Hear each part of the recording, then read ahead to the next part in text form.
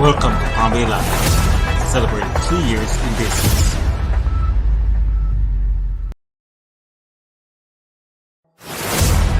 Welcome to Palm Bay Live, celebrating 2 years in business.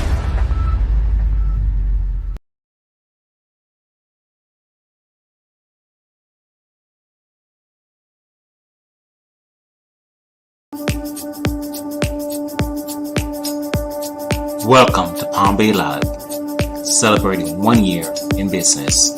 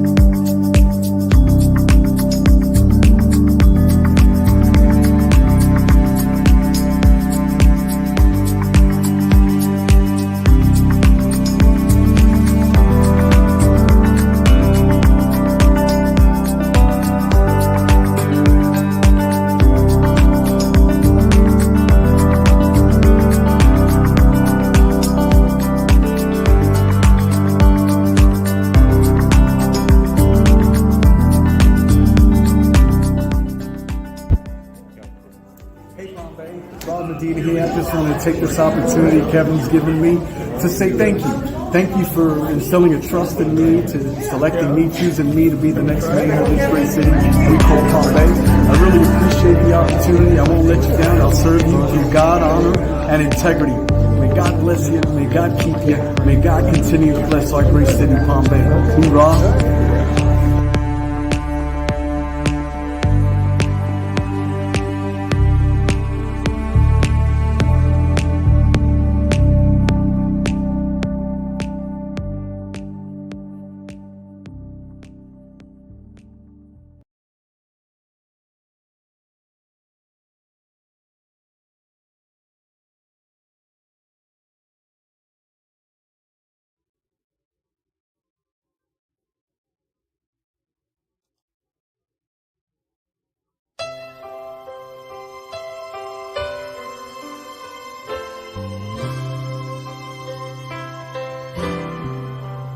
Oh, say, can you see by the dawn's early light what so proudly we hail at the twilight's last gleaming, whose broad stripes and bright stars through the perilous fight o'er the ramparts we watched were so gallantly streaming, and the rocket's red glare, the bombs bursting in air, gave proof through the night that our flag was still there. Oh, say does that star-spangled banner yet wave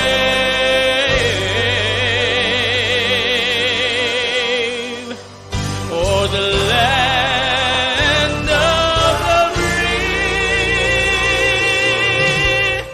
and the home of the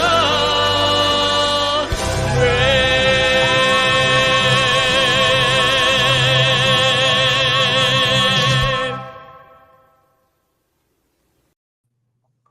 Good evening, Palm Bay, and welcome to Palm Bay Live. We're here tonight again to do another round of interviews and debates. And joining me in the studio tonight is going to be Miss Misty and Megan Wright. How you guys doing today? Great. Doing great. Great. Welcome to the platform. Thanks for agreeing to this debate. And we have a series of questions that we need to go through as we discuss prior to the going live. And I want to open up by asking each of you to introduce yourself to the public, let them know who you are. And at the end of the debates, I'll give you guys a chance to do a closing remarks and invite the audience to vote for you and tell them where to reach you to get more information about you and your candidacy. Okay, so just introduce yourself at this time. So I'm going to start with Megan. Go ahead and introduce yourself. Well, thank you for having me this evening, Kevin. So my name is Megan Wright, and I am a lifelong Brevard County resident, born and raised here. Chose to keep Brevard County as our home. Been married to my husband. This year will be 18 years, and we have two wonderful daughters that are both in Brevard County Public Schools. We absolutely love our community, and we love the area that we live in. So we're invested in several different things. So whether it be Little League, whether it be our church, trying to find ways to give back to the community, to build stronger community, and naturally wanting to make sure that our schools line up with how amazing the Space Coast truly is. So I'm excited about this school board candidacy and this race. Looking forward to making some positive changes and getting things back on track for academics. Thank you, Kevin.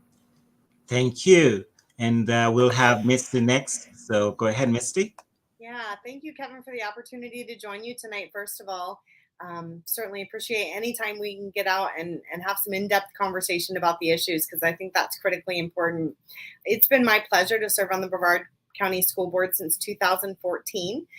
We serve 4-year terms. So I was elected in 2014, reelected in 2018, and hopefully reelected in 2022. On a personal note, my husband and I have been married for, I've stopped tracking the years, over 20. And we have two wonderful children. My oldest just graduated from high school this past May, and my daughter is going to be a sophomore this year. So we've been involved in Brevard Public Schools for a number of years at this point in time. When my oldest started in Brevard Public Schools, I started volunteering in the schools, was PTO president at their school, very involved there at the school in actually building our PTO to the PTO of the year in 2011 out of the entire nation, and then went on to get very involved in district committees and supporting parent education and various things at the district level. And then, as I said, in 2014, running for school board. So it's been my pleasure in those years to spend lots of time connecting with our community, building relationships, spending time in our classrooms, serving our schools in multiple volunteer capacities. And it would be my absolute honor to continue to serve our community. Awesome. Awesome. Thank you so much for introducing yourself to the public. And folks that are joining us, please hit the like button, hit the share button, share this to all your neighbors, your friends, your colleagues, and let them know that we're having these series of discussions tonight. And we would like to get the word out. So these individuals will be able to, introduce themselves to the public and hopefully gain your votes. So here we go. The first round of questions I'm going to have is on COVID. So we're going to start on COVID tonight. And let me ask you this. How well do you believe BPS managed the COVID crisis? And Misty, since you currently is a chair of the board, I would like to ask you to opine first, and then we'll take Megan next. Sure. I would have to say that we managed it the best that we absolutely could. We spent lots of time listening to our community. We spent lots of time listening to healthcare experts. We spent lots of time doing research around the requirements from the state and the federal government and the recommendations from the state and the federal government. And we made the best decisions that we possibly could for the situation at the time. I think there are a lot of people who could probably look back and say, well, they should have or they shouldn't have. But the reality is that unless you are sitting in that seat and responsible for nearly 70,000 students and 9,000 staff members and really trying to dig in and understand all of those aspects, and also at the same time, and critically important, listen to your entire community. And I think that was one thing that was lost in the conversations is there was a lot of speculation that there was a strong majority in our community wanting us to do one thing or another. And the reality is, I can tell you in the time that I've been on the board, that was the most contentious, the most divisive, the most split in our community that I have ever seen it. And so I think we can always look back and take lessons from our experience. But given what we knew at that point in time, I would suggest that the board did a very good job of digging through all of that information, listening to all of the input, and making the best decisions that they could. Okay, awesome. Megan, you're up next. So COVID's one of those things that was very difficult. When we started out with COVID, I understand the cautions that were taken on multiple levels, whether it be school board or government, all over the place. But as things developed, it seemed like we sort of lost our way. And so there were things I would do differently. I would have consulted with pediatric doctors. I would have had those doctors on our panel. And we seemed to not see that in Brevard County. And so that was frustrating as parents. And I would have also complied with what the governor had said as far as, giving parents choices. So I think that's really what got everybody so riled up. COVID was one of those things where you're right. I mean, it caused a split right down the middle, and it was, you were this way or you were that way. And I don't agree with the division that it caused in our community, but I would have liked to have seen everyone be able to choose for themselves what they wanted, what they felt was right. And I feel like a lot of those choices were taken away. Honestly, it's one of the reasons that it became so crazy and why school board meetings became so contentious, was because you had parents that were fighting for what they believed was the right thing for their children. So I would have liked to see things been handled a little bit differently, but I understand the initial caution that was taken out of a precaution, to make sure that everyone was safe and healthy. But as it developed, I think we could have probably done things a little different. Okay, great. Thank you so much for that answer. All right, so Missy, I want to go back to you for a second. If you know at the start of COVID-19 what you know now, would you have done anything differently? That's a great question, Kevin. And honestly, I cannot say that I would have done anything differently in retrospect. So, one of the things that was mentioned was as we moved through, we were learning things, but things were changing as well. And so we were seeing different variants. We were seeing significant spikes in our schools. We were seeing caseloads that were 5 times that of our local community. As well as teachers who were getting very sick. We had 2 pregnant mothers that were in the hospital in ICU that had, were teachers in our schools, along with 10 other staff members, 5 students in the hospital. It got very crazy. And I don't know that I would have done anything differently. I think now that we are seeing weaker variants and we are seeing more and more people get vaccinated, we're seeing that the illness isn't as severe for most people. I think it's easy to look back and say, well, look what we know now, and we should have done things differently. But I think at that point in time, I would suggest that we made the best decisions that we could. Okay, Megan, let me twist it for you. So if you were sitting on that board, what would you have done differently? I would have given parents the choice to choose what they wanted for their children. I think that was the biggest frustration that we saw, is that this idea that masking myself keeps you safe. We can't treat everyone as though they have an illness. And I think COVID is here to stay. We will have it. It's going to spike probably twice every single year, just like the flu did. And it's part of our life now. So obviously the strands are less dangerous than they were. And so that is a good thing. But I think that's where the frustration really came from, was the fact that we were told as parents that we can't make that decision for our children, that it's being made by a school board. And so it caused a lot of contention, and it riled up a lot of parents, and it made a lot of parents leave BPS because they had to find alternate teaching routes that aligned with what they believed in. So. Okay, so you touched on something there. So that goes to my next follow-up question, and I'm going to start with Megan this time. So as you stated, COVID is going to be around for a long time. So what measures will you take if you're sitting on the board to protect the health of the students? So I think that just goes with basic infection control. Let's teach people that they need to be washing their hands on a regular basis. Be cautious of germs. Your diet, it matters when it comes to the things that you're putting in your body, on whether if you're going to be able to respond well to an illness or not. So I think if there's some precautionary things that are done up front, and then if a child or a family feels that a mask is beneficial, then by all means wear that mask. That's completely fine if that's what they want to do during those seasons where it's peaking. I just think that when you force a mask on a child, that parents that don't agree with it, I think that's the wrong answer to make. And so we know that now. I believe I would like to think that we know that now.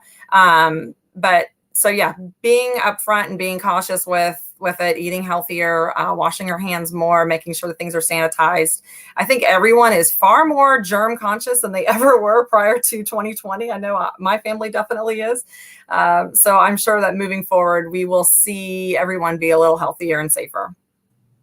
Okay, great. And so, Megan, I'm going to caution you. I do see some situations going on with your stream. So hopefully we don't have any interruptions. So fingers crossed. Okay. All right. Is it freezing on us or is it? It's kind of fuzzy. Okay. On your end, it's kind of fuzzy, but hopefully nothing goes awry. Right now, you're still here. So let's keep it going. All right. So let's keep it going with that. We're going to move off of COVID and we're going to jump in some hot topic issues. And so we're going to start out with parental rights. I have a two-part question for you. How much do parents currently know about what their children are being taught, and how would you suggest increasing curriculum transparency? And let's start with Megan. So I will be honest, prior to 2020, until my children were learning in my office or my living room, depending on the day, we really didn't know what was being taught. My kids were straight A students, so I just took everything at face value that, hey, this is okay. Everything that's being taught is accurate. And then as you start to hear some things, you start questioning it and going, hey, wait a minute, that maybe that's not exactly true. So we live in a day and age where everything is accessible online. And the more transparent we are, I think that builds trust with our community. And so I really think at this point, we should have all of the curriculum online. It should be accessible to our parents to be able to look at that and see what is being taught. Because honestly, when I'm sitting around the dining room table at night eating dinner with my family, I want to talk to my kids about what they're learning so that we can expand on those lessons and dig deeper into those things. So I think if we start to open the doors up, let parents back into classrooms, and then also make things accessible to parents online, you will regain some trust that has been lost with our parents in the community. Okay, great. Misty, go ahead.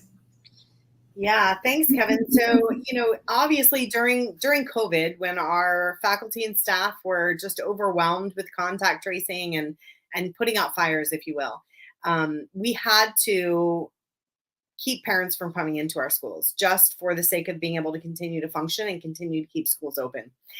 I think that we have seen a significant transition in the past, I would say 6 months, to the point where the district is absolutely encouraging parents to come into the classroom, to volunteer in our schools, volunteer in our media centers. I would suggest that they have access to be in there as much as they would like to be in the classroom or in the school, volunteering and supporting our staff at the school. With regard to curriculum, all of our curriculum is actually available online. We have a very rigorous program for evaluation of curriculum. When we are adopting a new curriculum, there are links posted to all of the options for that curriculum adoption. Parents have the opportunity of volunteering to be on the committee that actually helps to choose which curriculum we go with. And I would add that in Brevard County, we utilize state-approved textbooks and we work on state-approved standards. And then I think it's also important to note, I have been through the journey of one kindergartner all the way through graduation in high school. And I will tell you, when we started in kindergarten, the amount of information that is currently available online was not there. I can now log in because we transitioned to so much online learning. I can log into my children's classes and see those assignments. I can see their grades. I can see their attendance. I can see if they were tardy. I can see if there were any concerns. And so I think that we have made great strides in making that information available to parents if they choose to access it. And I think that's the key. They have to make the choice to access that. Okay.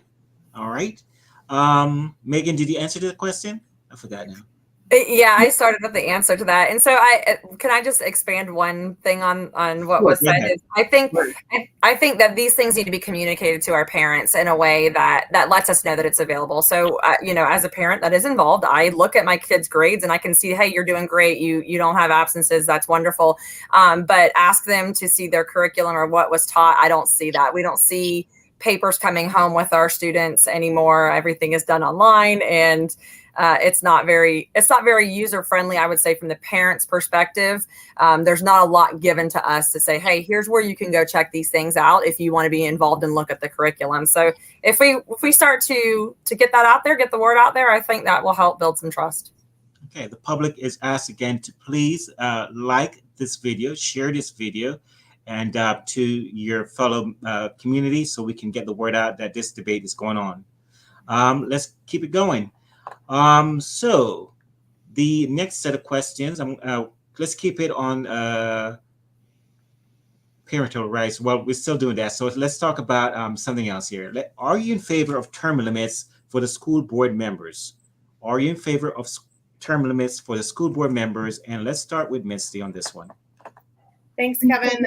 I really think it's important for that to be a local decision for each community. And the reason I say that is we have, this conversation has taken place multiple times over the years that I've served on the school board. And there are some places where term limits would be perfectly appropriate.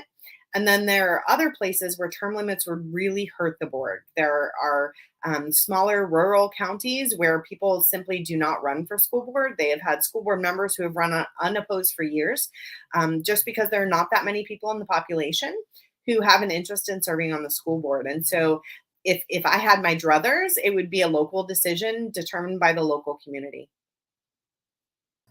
All right. And Megan?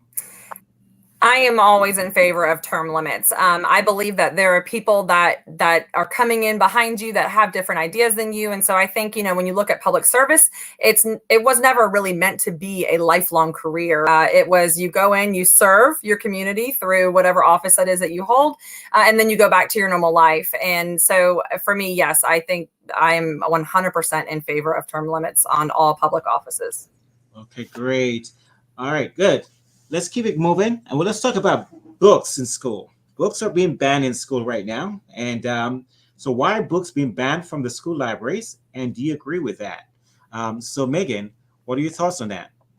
So this question gets asked of me all the time. This is a very frequent question because there's a lot of misinformation that's out there. And so the first thing I always ask someone that asks me that is, hey, have you read the books that are in question? And 9 out of 10 times it's no, they haven't read the books.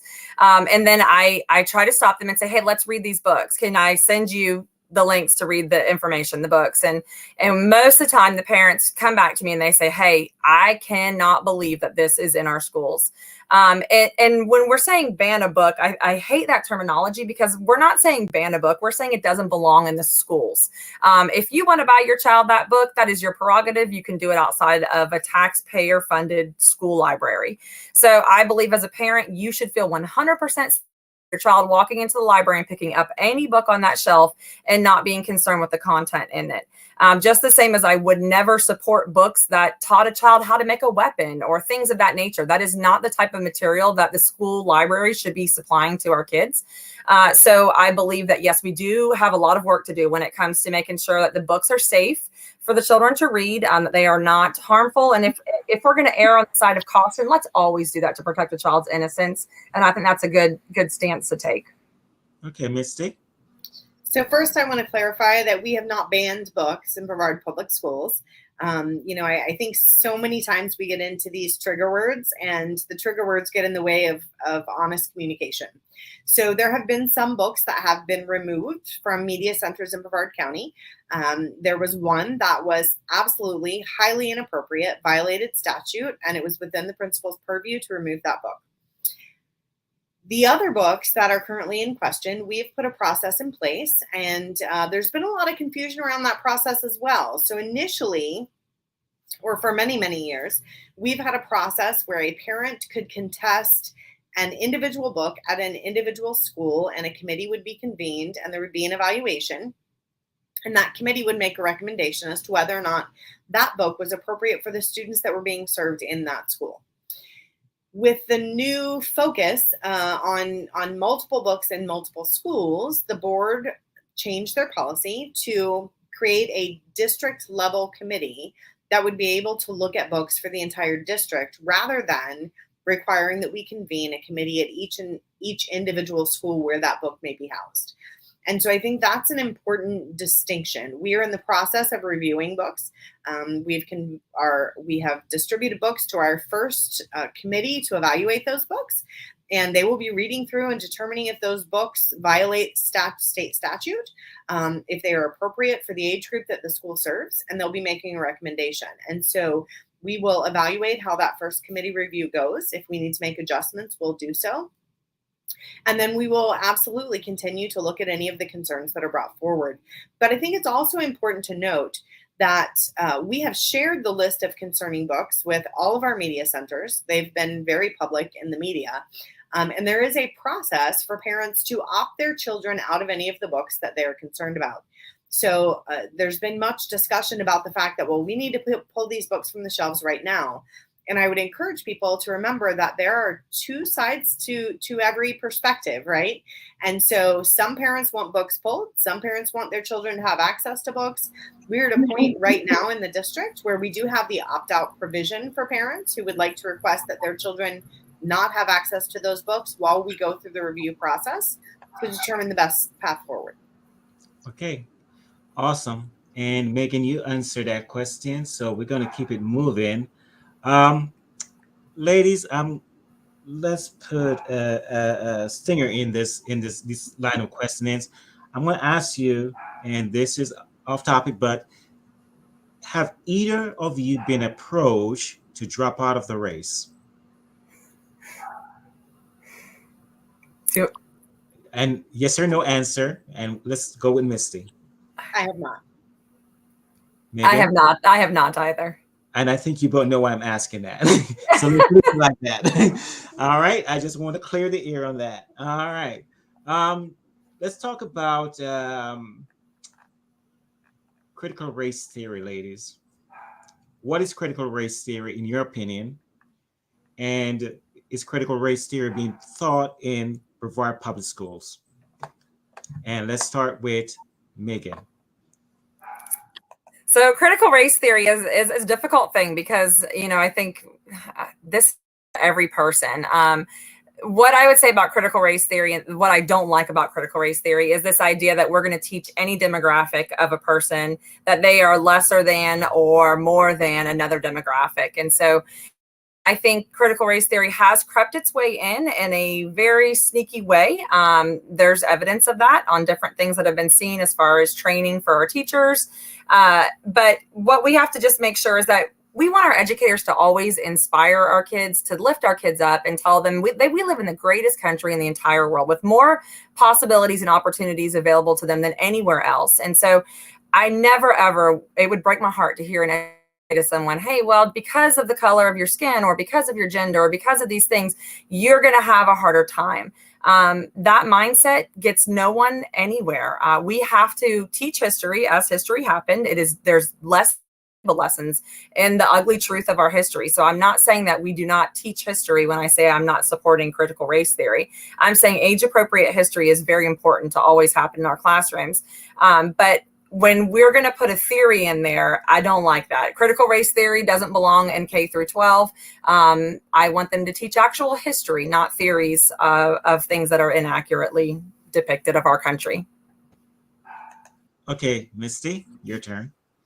Yeah, so first I would suggest that critical race theory is not being taught in K through 12 public education, but I very much appreciate you asking for a definition because I feel like that is one of the trickiest things.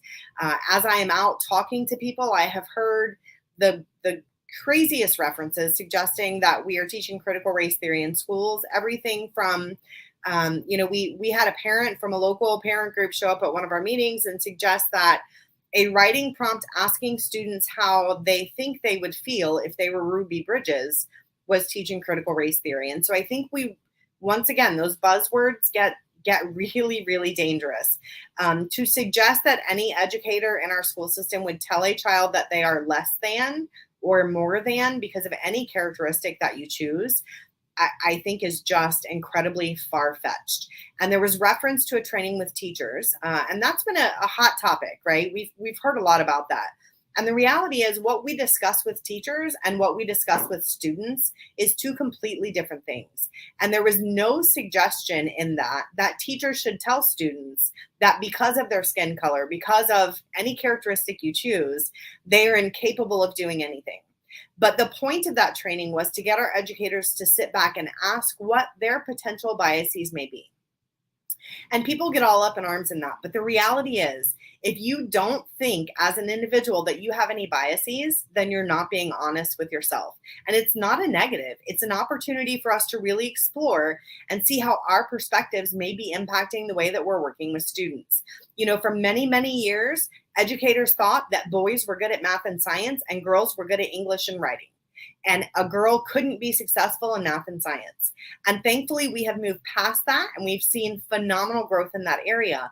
But as individuals, we all carry these things in our brains that we don't even realize we're thinking. There's no ill intent. There's nothing about that. So that was the point of the training with the teachers. As to what we're teaching our students, we're teaching them factual history based on state standards out of state-approved textbooks. And I think it's very important that we teach factual history. We need to teach the good, the bad, and the ugly. It's not our job to tell them how to feel about it. It's not our job to tell them that they are more capable or less capable because of any characteristic that we choose. It is our job to teach history as it's presented, and that's what we do in Brevard Public Schools. Okay, so I'm going to leave you guys both up, and we're going to have a discussion here. Let me ask you guys this, both of you, and any of you can start opining. Are you guys opposed to lessons being taught on Civil War? Lessons being taught on the Civil Rights Movement, lessons being taught on slavery in the classroom? Yes or no? And you can further that conversation along. Either one of you can start the conversation. Absolutely not opposed to those teaching. I do think that it has to be age appropriate, though. So there's material that is very sensitive when it comes to our history. So I think you need to be cautious to protect a child's innocence on some things. So we won't go in and teach 5- and 6-year-olds some of the ugly truth of history. So that lesson can be learned when they're old enough to really comprehend the magnitude of it. So no, I'm not opposed to teaching history as long as it is age appropriate history.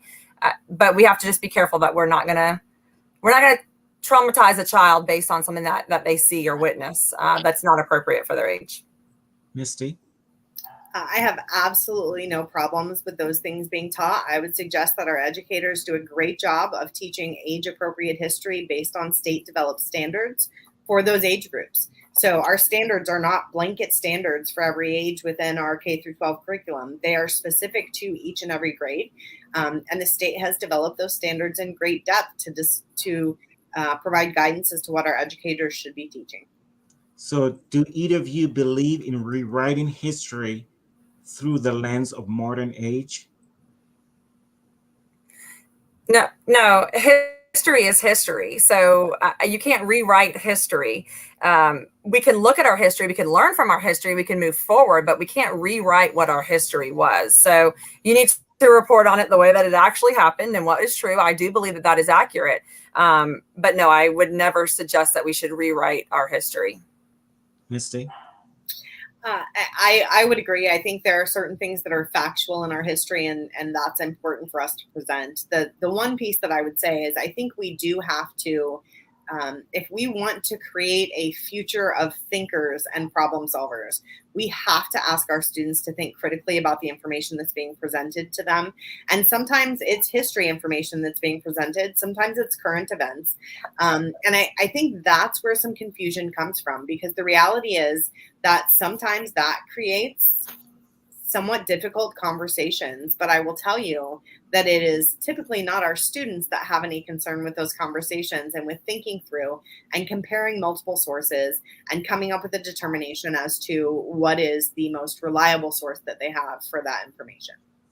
Okay, our next set of questions is going to be on our teachers in our classrooms and the shortages that we're going through right now. So I'm going to start with Misty since she's currently on the board, so she's going to be able to give us some insight to lead off this set of questions.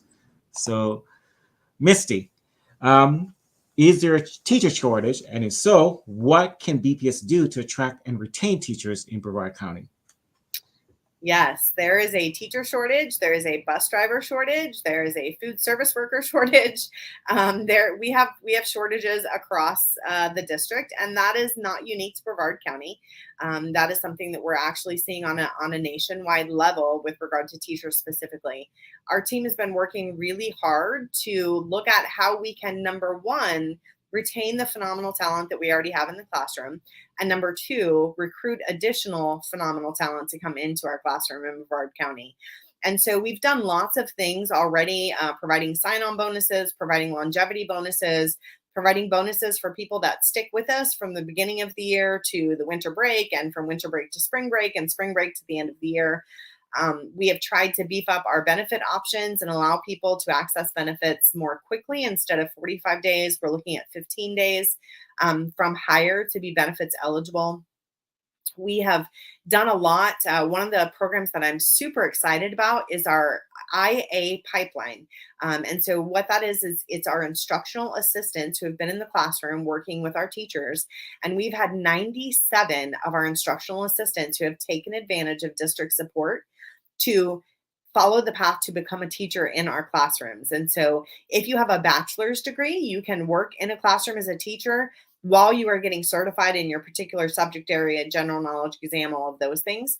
And so we have been working with those individuals to try to assist them in that process, as well as encouraging our principals to identify people in their schools that would be great candidates to become teachers, from their instructional assistants, from other staff members, and also from our substitutes. So we have lots of substitutes that come into our schools that are capable, if they are interested in becoming teachers in our classrooms. And so we're putting a lot of things in place to try to support maintaining the teachers that we have, as well as bringing new people into the teaching ranks, because we see that education programs throughout the nation are declining with their graduate turnouts.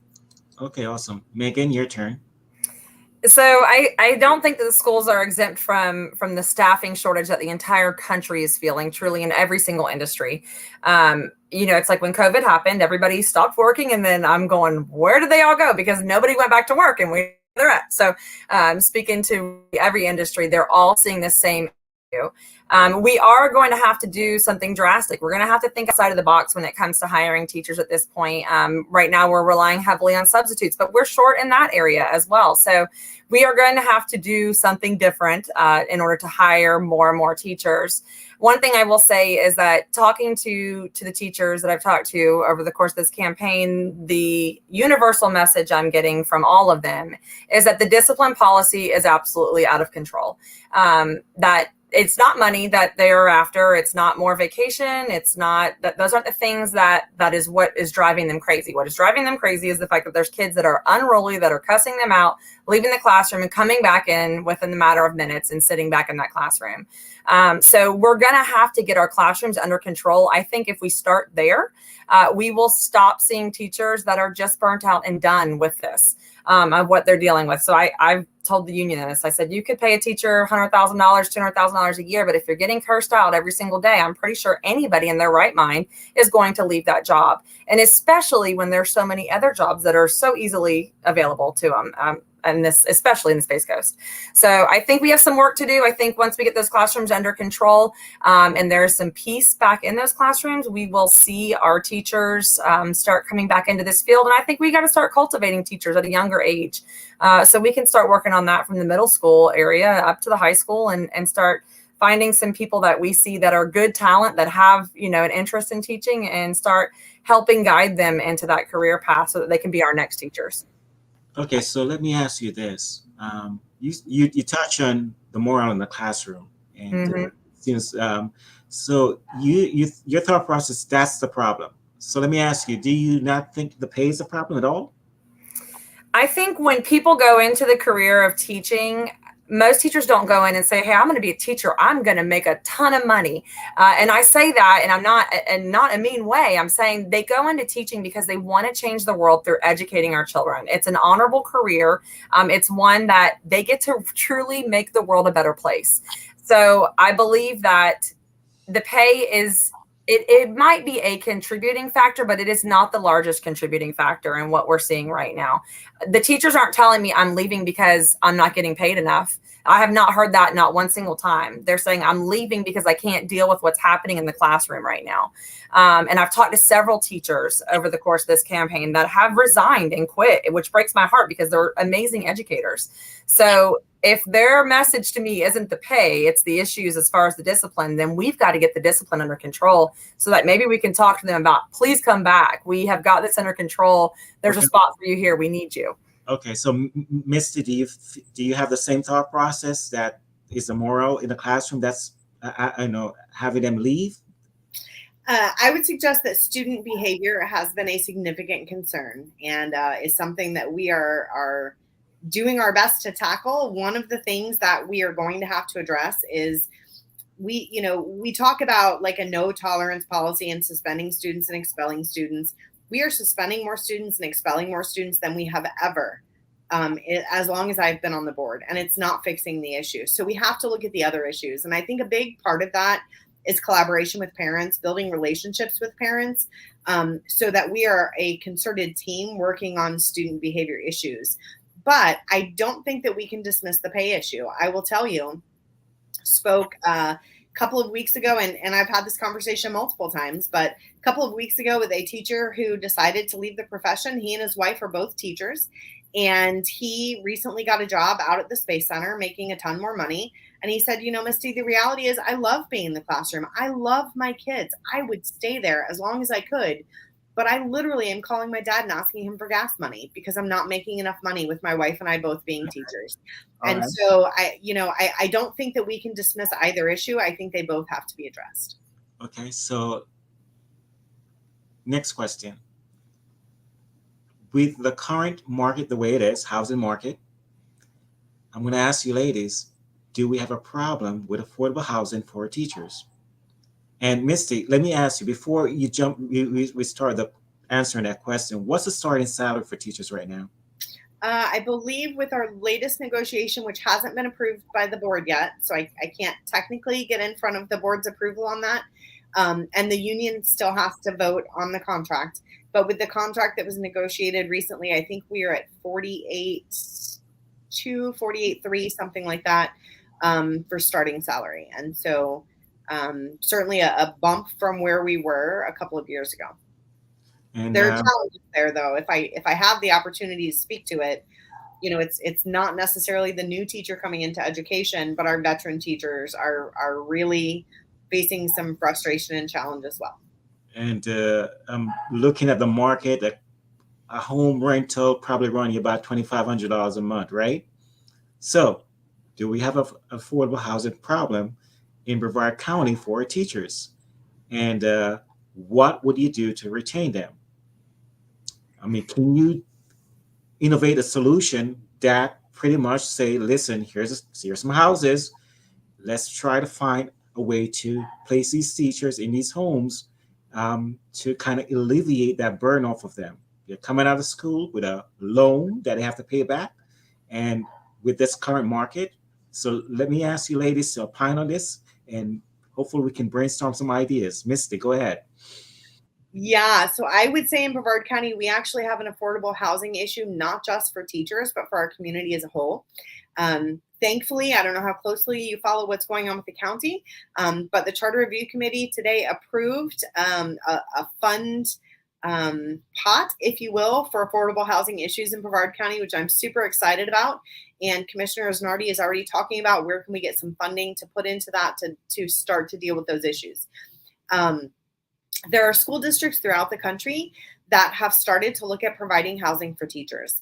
And I'm not opposed to that issue and looking into it. But at the same time, I have to kind of take a deep breath, because I will tell you that it has been an overwhelming few years for everyone in our district. So from the teacher and the custodian and the instructional assistant at the school level to the folks who have been trying to keep things going at the district level.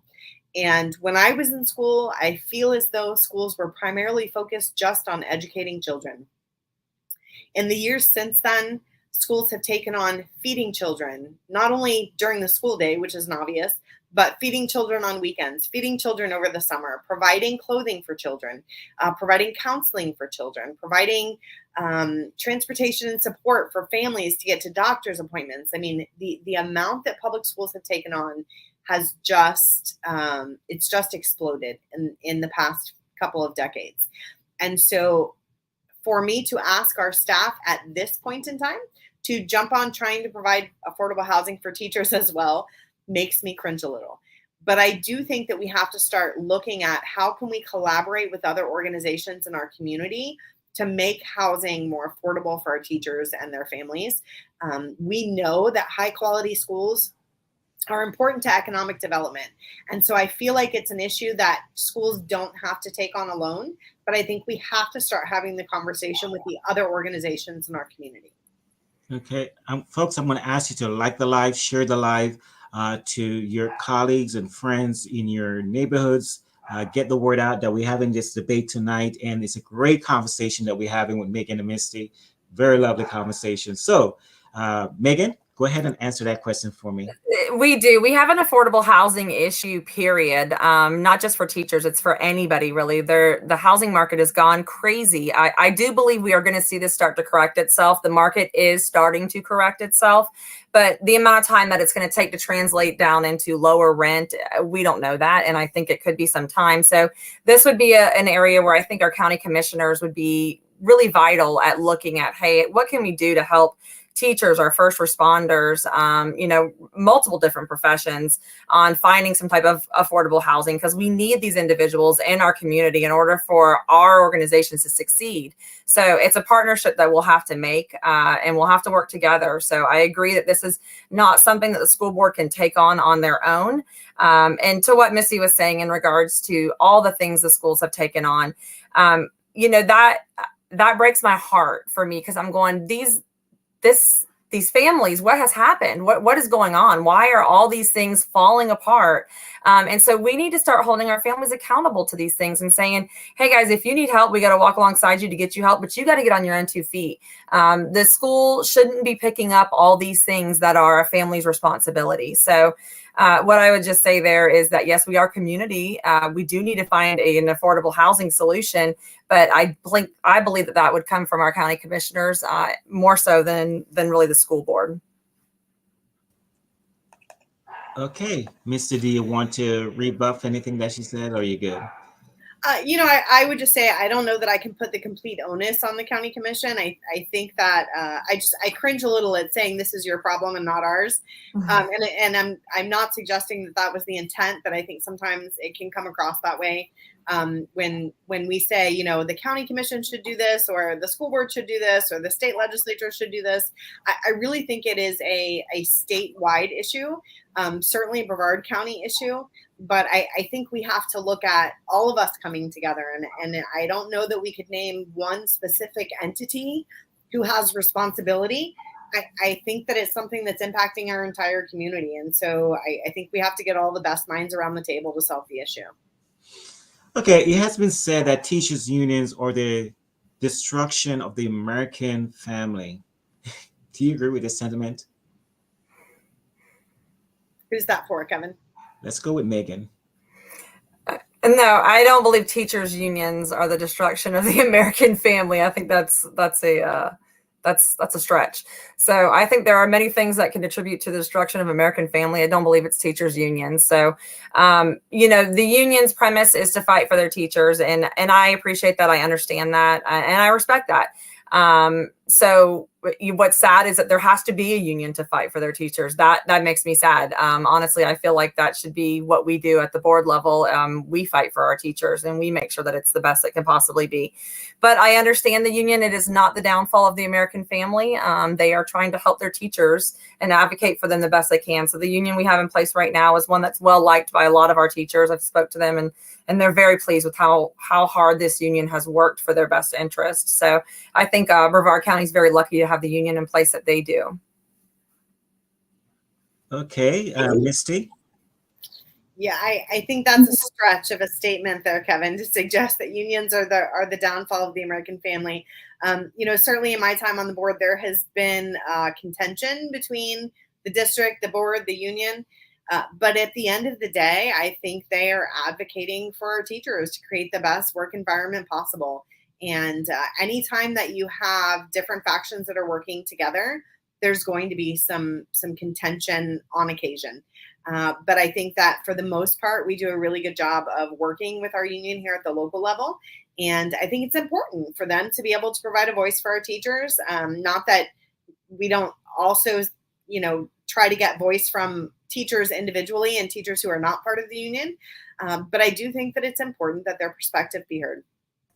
Okay, Misty, we're going to start with you on this line of question. We're going to talk about our students. All right.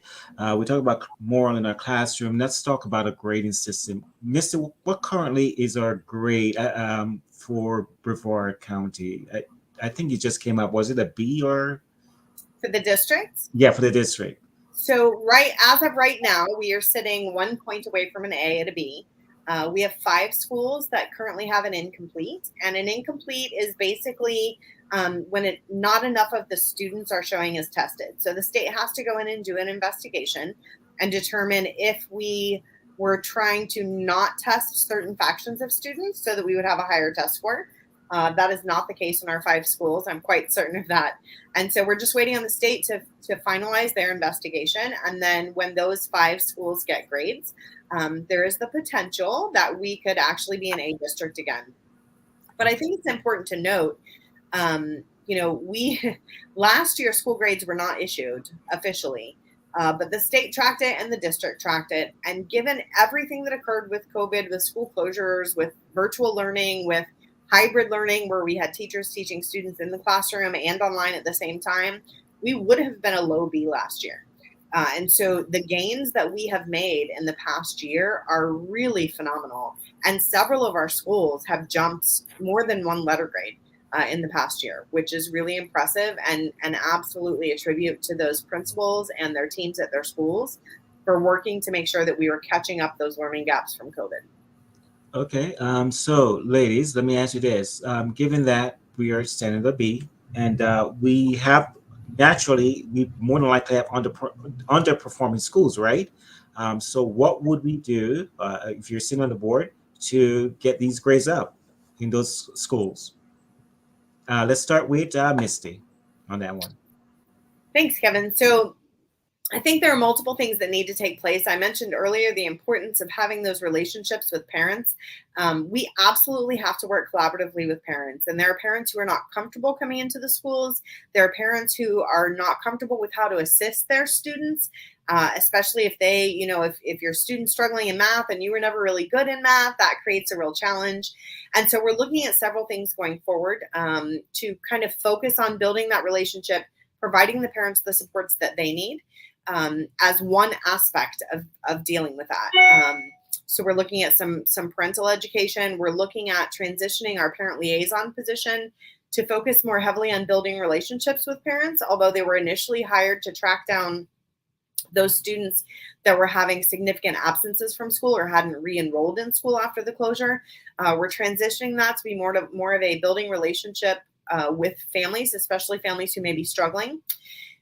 We are looking at how we can support our teachers to identify the areas where our students need to grow and providing them, sufficient resources to be able to address those areas. And one of the things that we're looking at, as you may have seen, the board has approved to go to our community in November and ask if they would support a millage rate. One of the things we would love to do with that millage rate is to bring additional staff into our K-3 classrooms. And the reason for that is we know that if students are on grade level by grade 3, the likelihood of them graduating high school and going on to something greater is significant. If they are not on grade level by grade 3, the likelihood of them dropping out is significant. And that is a cost for our entire society. So what we're looking at doing is bringing additional staff into the K-3 classroom to provide assistance to those students so that they're not getting behind in the beginning. We can get them on grade level coming in, and then we can keep them on grade level going into grade 3 and beyond so that they have a greater likelihood of success. Okay, Megan, your turn. So early intervention is critical when it comes to this. So we need to step in right away. And if that means additional classes, if it means summer school, if it means time one-on-one with teachers that can help when it comes to different areas, I think that would help tremendously. Misty brought up the millage increase that they're proposing. And that I'm not a fan of that. I've been very vocal that I am not a fan of that. I believe our teachers deserve more money, but my issue with the millage is a few things. Number one, most of our teachers own homes here in Brevard County, so a millage increase translates out to higher property taxes for them, which means, again, we are making the affordable housing issue. It just compounds into another problem. So that's probably my biggest gripe with the millage increase is that. And then the other part of it is, we want to see where the money's spent. So if it's going to be spent towards helping kids, that's great. We want that. We want that, of course, to make sure that our kids are on track. But if we're using it for other things in the district that maybe we could reshift or reallocate some money towards, I think that would be a better use of the funds. So I think really when it comes to any kind of, personally in my own household, when my child's struggling, we jump on it right away. We attack it. So we are focusing on, we study every night. We're working extra hard. We get a tutor. And if we implemented that same type of thought process into our children that we identify as struggling in our classrooms, then I think that we could get ahead of it. We need to be early, catch them at the beginning, because unfortunately, if we wait until they've tested and they failed and now we recognize it's a problem, then it's too late to catch up. So if we're proactive, I think we could solve a lot of these issues. Okay, ladies, you guys are offending me. You guys are going to the budget questions already, but so that's okay. That's okay, because you answered one of my questions. That will just help the conversation keep moving. I need to go back to the students because I have a question that it keeps popping up in conversations with the community when I have discussions, and that has to do with the transgender community. And so my question is, there is often a moral struggle between people of faith and transgender individuals. As a school board member, what will you do to promote peace between the two without infringing on the rights of either? All right, Megan. So this is one of those hard topics. It's controversial. We're seeing a lot of issues right now that are happening within our own district of children that are putting themselves in danger and also exposing themselves to other children. And, as a person of faith myself, you can love a person and not necessarily accept everything in that person's life, whether that be their choices that they make when it comes to gender, when it comes to drug addiction, when it comes to multiple different things, the way they speak, the way they act, the things that they do. You cannot accept those things, but still love the person. So I think that we have to be very cautious when it comes to this.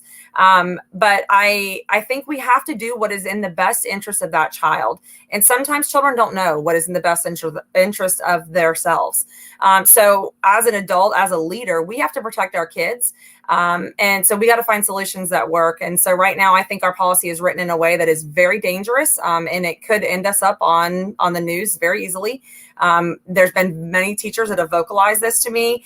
There's been teachers that have spoke out at school board meetings in regards to this. And so this is something that has to be addressed right away. We don't want to jeopardize a child's health, their safety. And so we can support them. We can love them. We can make sure that they're getting the help that they need. But we also need to make sure that we are protecting everyone in that situation. Okay, Misty.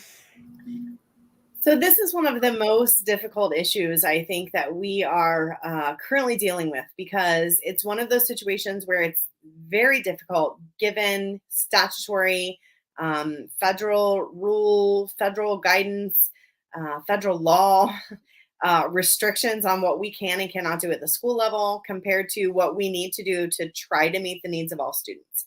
And so I will tell you, Megan mentioned that there are things taking place in our schools, and I would suggest that 98% of the time, our staff works with our students who identify as transgender and provide opportunities that meet the needs of all students.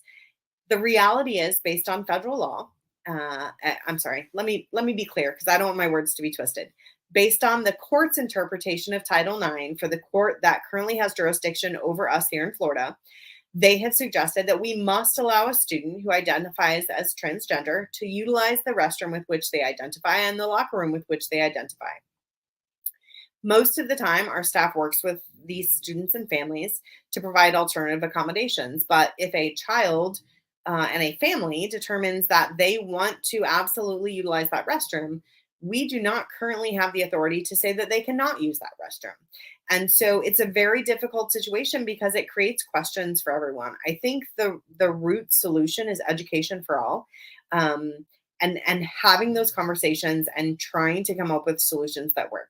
I will tell you that I have heard a lot of, well, I hear that this happened at this school, and I hear that this happened at that school, and this is completely inappropriate. And I have asked people to bring me specifics so that I can look into it, because it is absolutely not appropriate for a male to be walking into a female's restroom unless that male has shown a pattern of identifying as a female. But it gets very complicated, and every situation is unique. We have students in our school who have never been known by anything other than the gender with which they identify. And so forcing those children to use a restroom that no one has any clue that they identify differently is really problematic. And so there is no simple solution. There is no quick fix. And there's lots of confusion between what the federal government is telling us we have to do and what the state government is suggesting that we have to do. And so it's going to be an ongoing challenge to work through those issues. Megan mentioned that sometimes adults know what's better for students or better for children. I would suggest that needs to be a family conversation, and not that we as adults are making decisions for other people's children. Okay, so ladies, I'm going to challenge you with this question. One word answer. Should I'm butchering this. Should these individuals perform in sports, in school athletics? Should they participate? Yes or no? Mr. Eater, one of you go first. That is not something that we actually have the authority to make a decision on at the school board level. No. That is actually determined by the Florida High School Athletic Association. It's completely out of our purview. Okay, so you want to opine on either way. I think every situation is different, and so there are times that we just have to look at the rules that are in front of us and make that determination. The state has at this point said that males cannot play on female teams, but females can play on male teams. Okay. All right, Megan, your thoughts? So just to clarify the question, I want to make sure I'm understanding what you're asking correctly, but you're asking if a transgender child should play on the sport of the team of which they identify as. Should that be allowable? Yeah. No, that should not be allowable. So I would never advocate for that.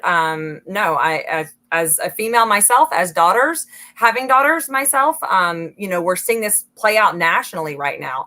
This is an issue where you have men, their bodies are built different. They have different levels of testosterone, no matter what hormone suppressants they do. There's plenty of science and data around that. So no, I would never advocate to allow that to happen in our schools. No.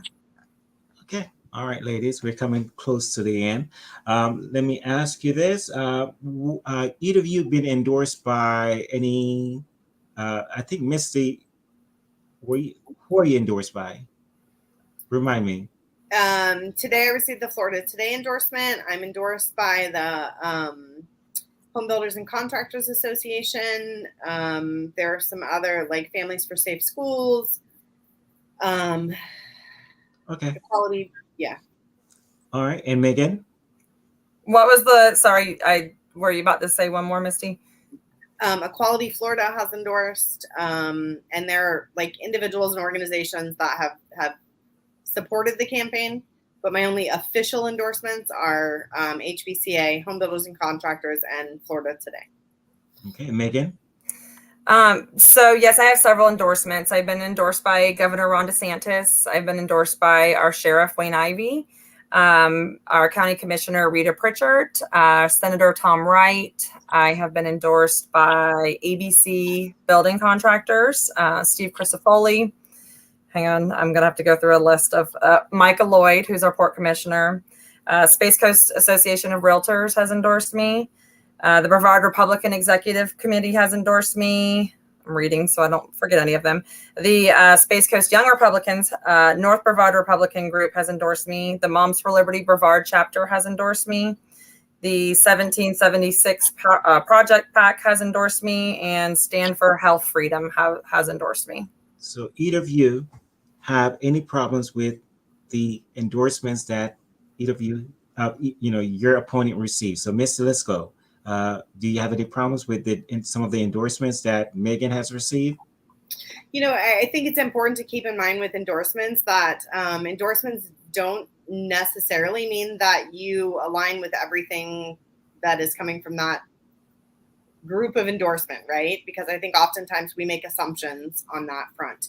And so I think it's important to keep that in mind, that oftentimes people will endorse even without a request for endorsement, or organizations will endorse. And that doesn't necessarily mean a ton. But I do have one concern, and I don't think this will come as a surprise to Megan, because I think it's been referenced previously. And that is that the governor's endorsement results in a commitment to uphold the governor's agenda. And whether that is Megan's intent, or whether, how that goes forward, I don't know. But I think it's really important to make sure that our commitment as school board members is to our local community, and not to the governor or the sheriff or any of those other individuals. And the only one that I would say that, Megan has made a commitment to, obviously based on what has been put out publicly, is to uphold the governor's agenda. And that is to some extent concerning for me. But I understand. I don't think it was any surprise that the governor endorsed Megan. He was not pleased about my decision on the mask mandate. And so, I congratulate her on that support. Megan? So the funny thing about the governor's endorsement and his agenda, just to clarify that, is that the governor's office has polled the teachers union in Florida on what the governor's agenda is and what that entails. And the teachers union has done a poll, and they came back and actually agreed with everything that was on that poll.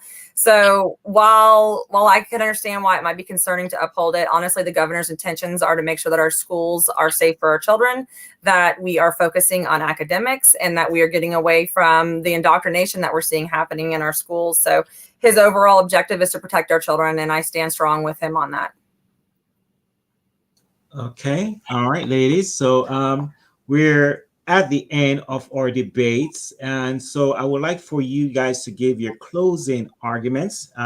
Tell the folks of Brevard why they should vote for you in your district, and tell them where to reach you, and for more information and insights on your campaign, etc. And so I'll give you guys each 3 minutes to make your closing arguments. And so let's go with Misty first, and then Megan. And so I'll give you the screen so you can make those closing arguments. Thanks, Kevin. So first of all, thank you for the opportunity to come on tonight and discuss some of the issues that are facing education in Brevard County. Always appreciate the opportunity to dig a little bit deeper into some of the issues other than the sound bites that sometimes get out there. And so thank you for providing that platform. Anyone can reach me via my website is the easiest way. All of my contact information is on there. It's mistybelford.com. My personal cell phone is on there. My email address is on there. There's a form that you can fill out to say, hey, call me. I want to chat with you. And so that really is the simplest way to reach out. With regard to me and my candidacy, it has been a rocky few years. And in my time on the board for the past 8 years, 4 of those years, I have been elected chair by my bipartisan peers, which I think is really important, and displays not only my leadership, but my ability to bring people together, especially during some really divisive times. And I think that's critical. 3 of those years have been the past 3 consecutive years during probably the most challenging times in education. And so I would say, not to diminish anyone's passion or efforts or calling toward the job, but I do think the experience that I bring to the table, the knowledge that I bring to the table about so many of the different issues that we face in education, I have proven my leadership skills. I have proven my commitment to this district over and over and over again. And I believe all of those things are important things to consider as you look at going to the ballot box, either through your early mail ballot or your vote by mail ballot, which hopefully you've already received, during early voting, which starts August 13th, and then and runs for 10 days, or if you choose to go on election day.